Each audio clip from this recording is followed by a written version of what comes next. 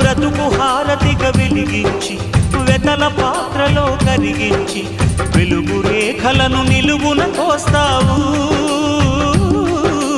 విలువ చీకటిగా మిగిలించేస్తావు.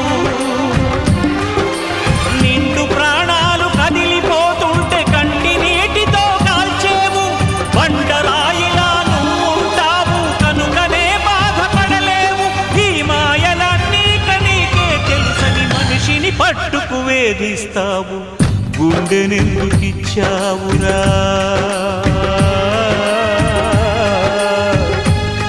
దేవుడా, ఎండమావి చేశావురా దేవుడా. అమృతమంటి ప్రేమను కురిపిస్తావు,